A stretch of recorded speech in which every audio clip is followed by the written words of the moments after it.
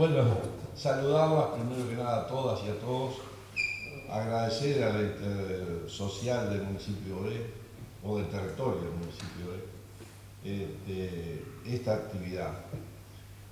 Que yo creo que trasciende mucho más que solamente el análisis de un posible proyecto de reforma, porque nosotros estamos pensando en el futuro del país.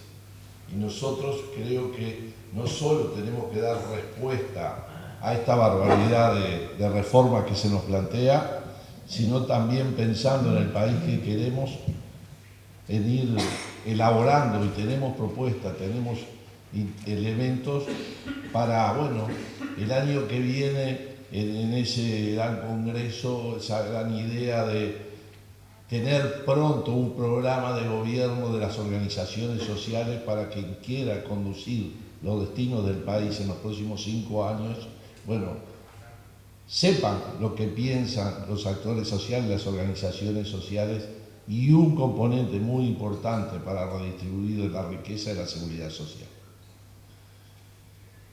Todos en general cometemos, yo no sé llamarle error, pero todos decimos: está en discusión una reforma de la seguridad social. Y como decía Sol, esto no es una reforma de la seguridad social.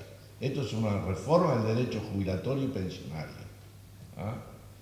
Porque no habla de otras cosas que son parte de lo que decía él, cubrir las contingencias que a lo largo de la vida pueda tener cada uno de los ciudadanos, y como derecho humano dar respuesta.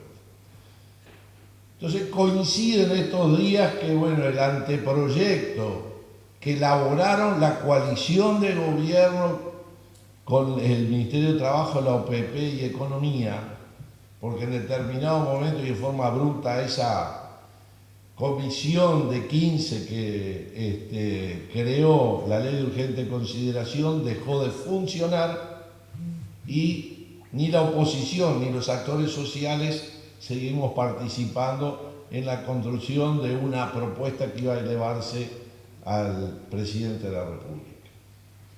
Hoy ya quedó demostrado que no va a colapsar el BPS, ya quedó demostrado que no era tan urgente, porque los 90 días para analizar qué situación tenía y otros 90 días para hacer una propuesta ya pasaron más de 1 año y medio. Entonces, las razones que nos decían, que nos ponían, era que, bueno, tenemos un problema de envejecimiento. Bienvenido que la ciencia, la medicina, hace que vivamos más años. Ahora, el problema es cuál es la calidad de vida que llegamos a la vejez. A veces vamos perdiendo autonomía, y cuáles son las políticas de cuidado. Entonces uno agarra el anteproyecto o agarra y empieza a buscar las declaraciones de uno y otro que hacen en relación al contenido que tiene esta reforma, y no hay ni un solo artículo que hable de políticas de cuidado. Cuando en el mundo hoy se está discutiendo qué pasa en el futuro, cómo será y cómo se prolonga la vida y con cuál es la calidad de vida que tiene eso. Y además se da en el marco de que el Instituto Nacional de Estadística dice que viene creciendo lamentablemente la pobreza, en particular en la niñez, ¿no? Y que nos quieren confrontar a los adultos mayores con los niños, y dicen que en los mayores de 65 años poco más del 2% están por debajo de la línea de pobreza, mientras que en la primera infancia hay un 24%. Y eso tiene una razón, que el 2% y poco más del 2% de los adultos mayores hayan superado la línea de pobreza. Es que durante 15 años hubo una política de negociación colectiva, de consejo de salario, que ajustaron por arriba de la inflación.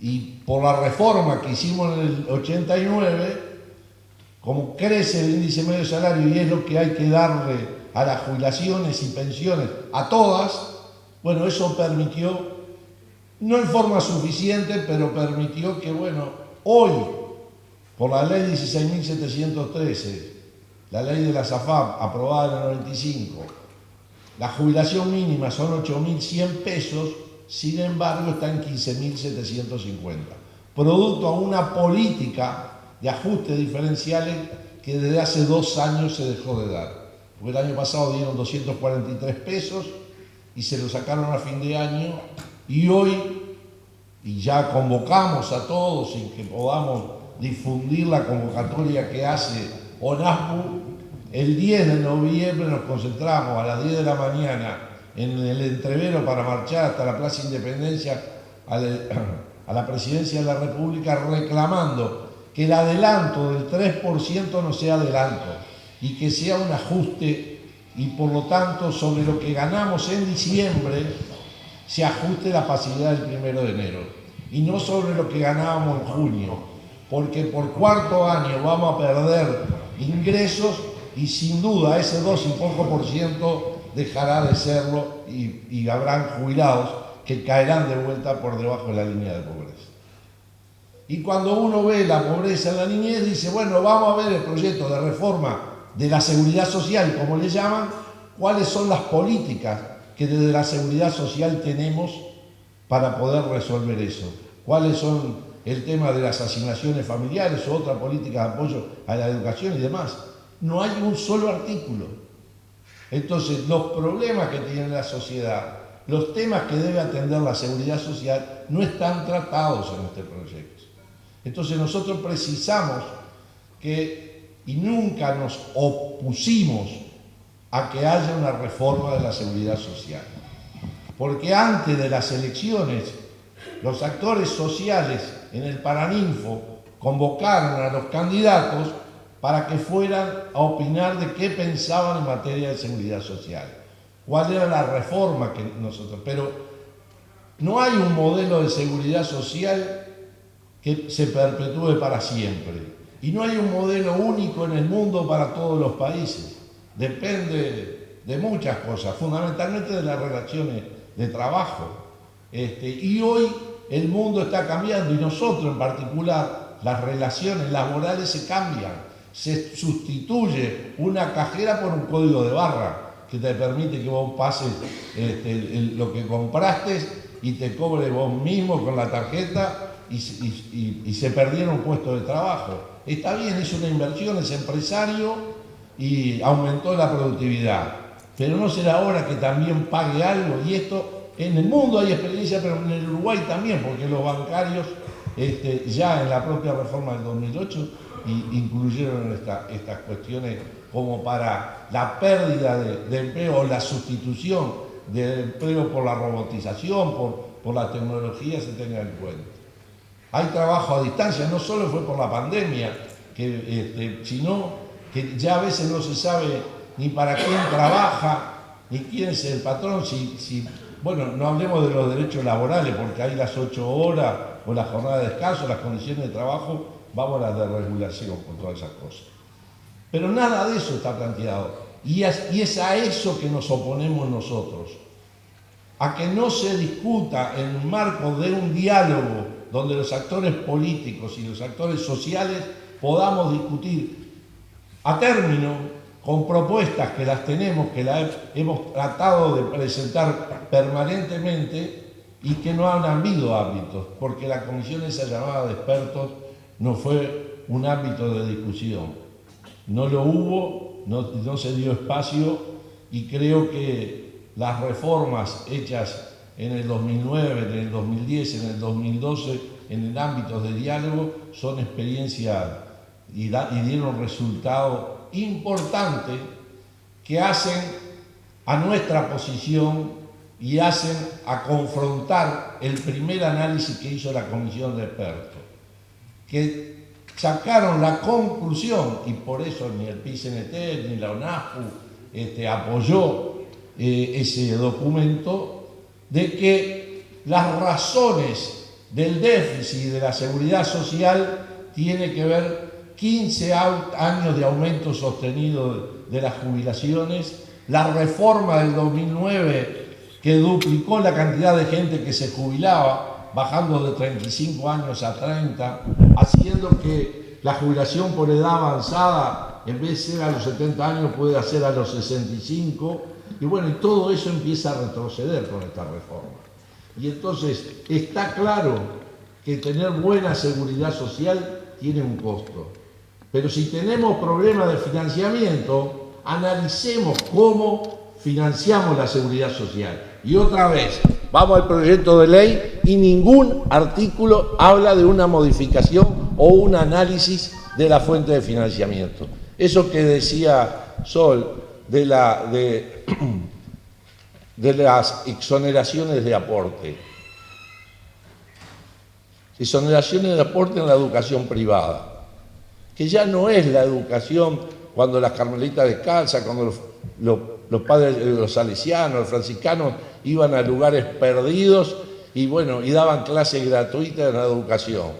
Ahora tenemos universidades que te cobran matrícula y que no cualquier hijo de trabajador puede ir ahí. Sin embargo, están exonerados y la educación pública tiene que pagar aporte patronal. Lo mismo pasa con la salud pública y la salud privada. Por esa vía dejamos de recaudar en el BPS 250 millones de dólares. ¿Ah? Una cosa que nunca ha habido voluntad política de ningún partido en el gobierno y ningún partido lo promovió en el Parlamento, a que, ¿por qué BPS le tiene que pagar a la DGI 100 millones de dólares por año?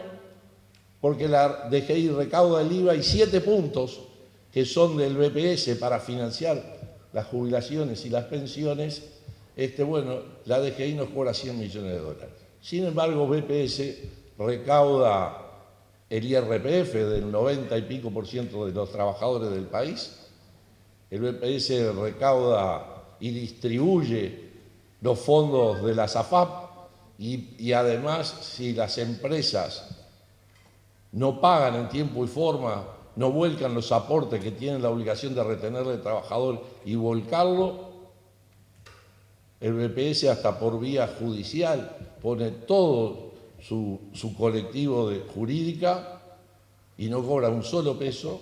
Y bueno, ahí solo entre esas dos cosas hay 350 millones de dólares. Pero en ninguno de los artículos de la ley dice eso. Hoy la dan como un hecho de que, bueno, ya está, se pusieron de acuerdo en la coalición, porque en el fondo lo que contiene este proyecto de ley, aunque no conocemos la redacción final, hoy sin duda podemos concluir que es más de lo mismo, tratar de favorecer al capital financiero, priorizando antes que nada a las administradoras de fondos de ahorro previsional, que le podemos llamar privadas, porque hay una que también es privada, pero sus accionistas son los bancos del Estado, que es la FAP República.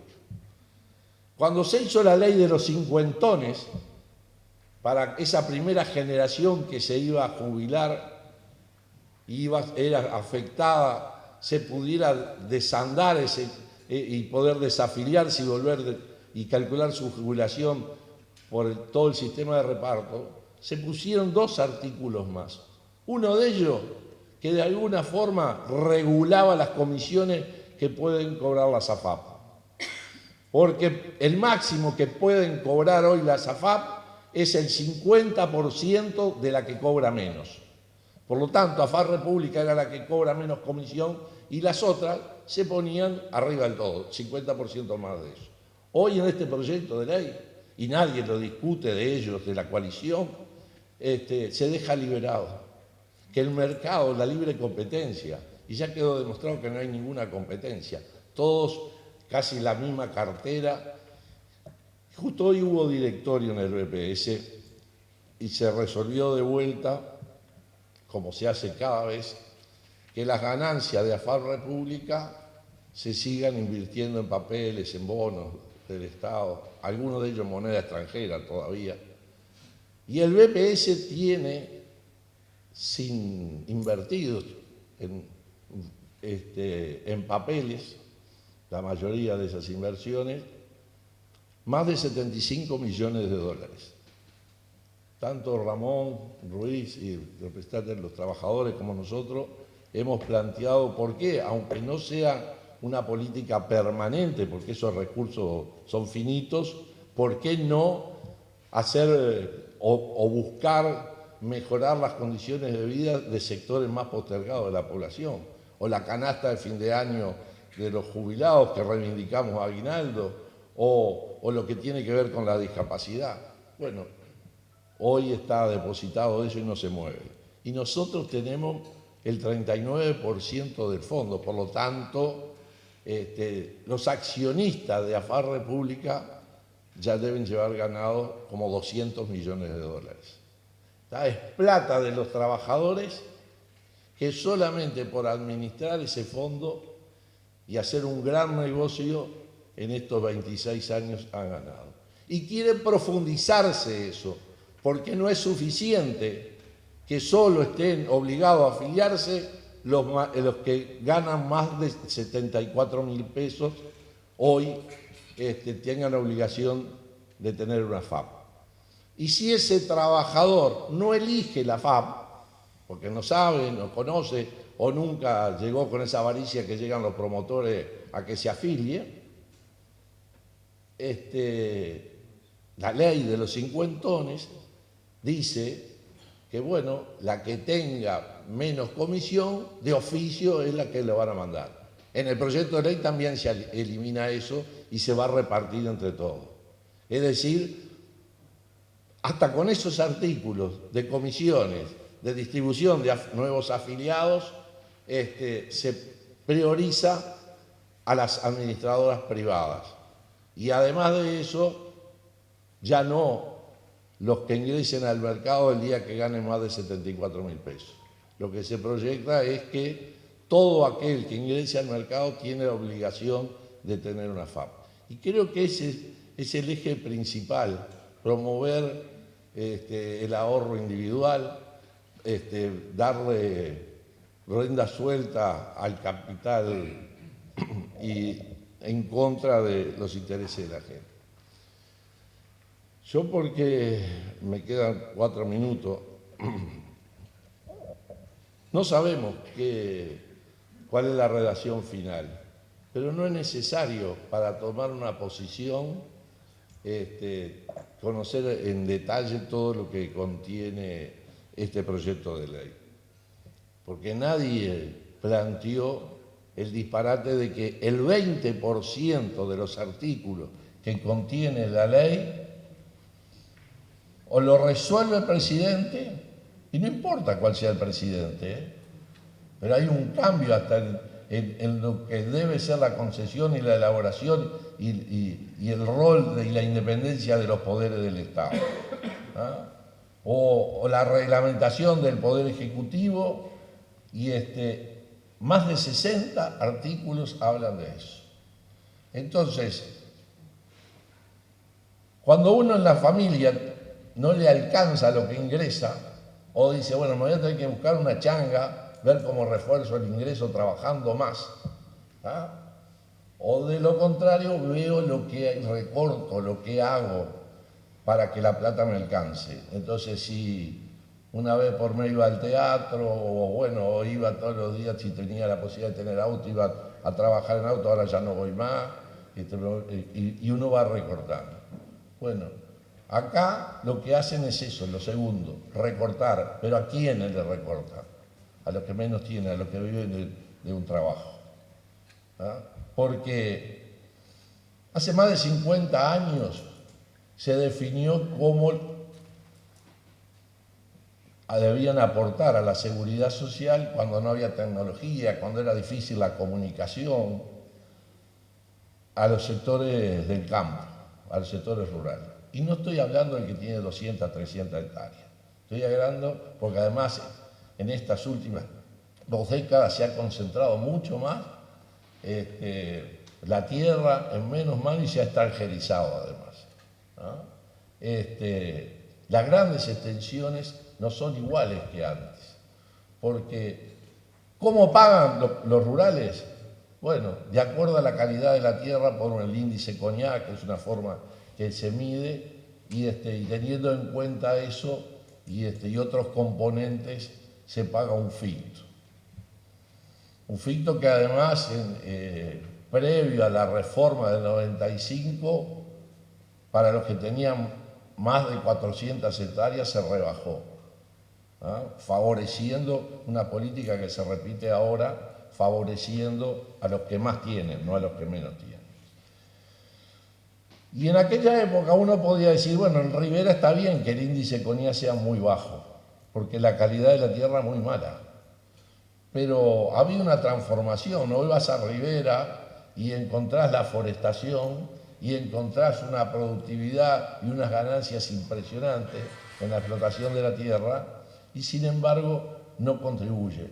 ¿No será hora de analizar esas cosas en vez de postergar la edad de retiro, en vez de obligarte a aportar más años, en vez de tener la jubilación a la vejez, aquel que está en situación de extrema pobreza y no pudo tener o no tuvo una vida activa de trabajo, el Estado como responsable, en vez de darle a los 70, le va a dar a los 71, o en vez de a la viuda o al viudo también, si tiene menos de 40 años, no darle la pensión de por vida. Hoy a partir de los 40 años tiene la pensión de viudez en forma de por vida. Sin embargo, bueno, en el anteproyecto estaba a los 65, bajará un poco en la reforma, pero igual va a ser con su límite. Entonces creo que de estas cosas es las que debemos hablar, luchar para enfrentar esta ley,